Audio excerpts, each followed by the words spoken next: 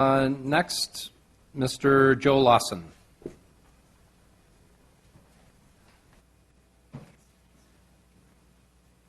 Sit here. Morning, Mr. Lawson. You have 5 minutes to speak whenever you're ready. Thank you. Thank you for this opportunity to be heard. The response in the City of Toronto staff report with regards to the suggested acquisition of 11th Street Wellesley is that there's not enough funding available. This is, I guess, the official response. However, it doesn't really come as a surprise. We knew beforehand that there was not enough official funding available. We also know from certain friends of ours who are former city councillors that in a situation like this, where the collective will is there on the part of different levels of government, that it is possible to make something happen. And it's unfortunate for the residents that this hasn't happened to date. Where I live, I'm currently virtually in the middle of a construction zone.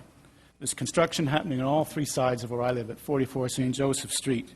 There's holes in the ground on all sides, and there's another construction project about to begin on the fourth side. The clanging noise begins at 7 o'clock every morning. So it's something that I've become aware of over a period of time. I started to take an interest in the related politics about 2 years ago, and I attended a number of church basement sessions with the local MPP and the city councillor. At these sessions, they were called Planning for the Community. We were asked, what do we want for our community?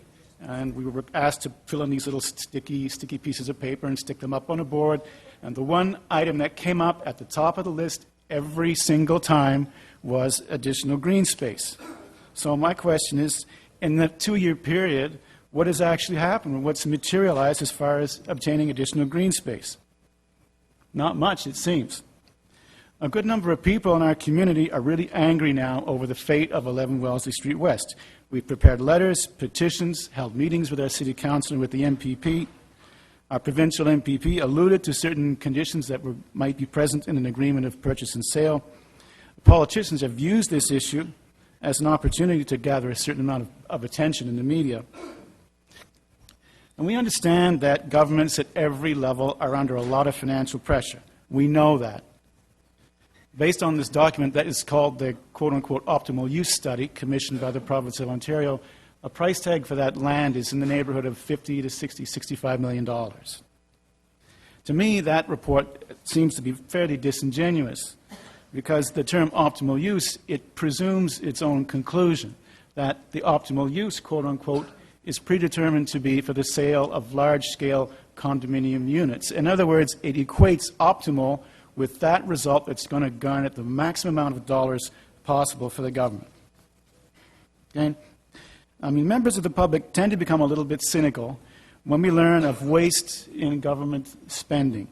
According to Provincial Auditor General Jim McCarter's report, about $1 billion was wasted in the e-health scandal due to a simple lapse of what would have been Accounting 101, internal controls.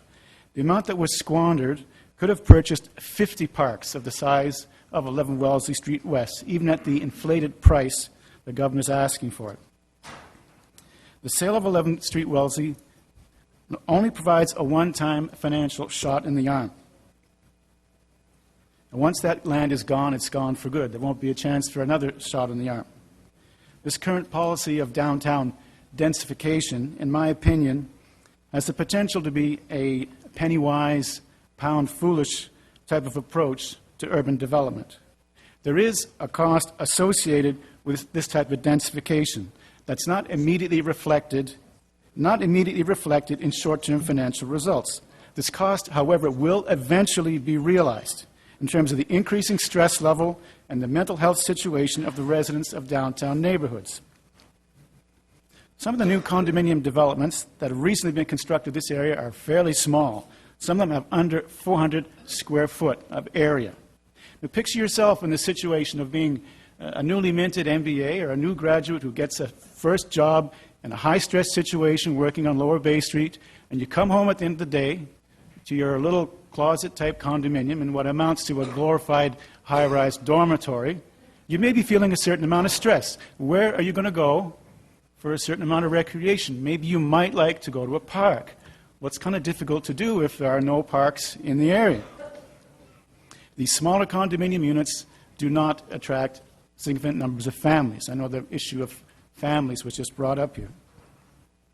To the councilors who do not live in the downtown area, I would encourage you to take a walk down Bay Street. Start at Wellesley and walk down to Girard. Take note of your surroundings and ask yourselves, do you feel comfortable in this area or not? Increasingly, I find that I don't. Thank you. Okay, thank you very much. Questions of the deputy? Seeing none. Thank you, Mr. Lawson. Okay.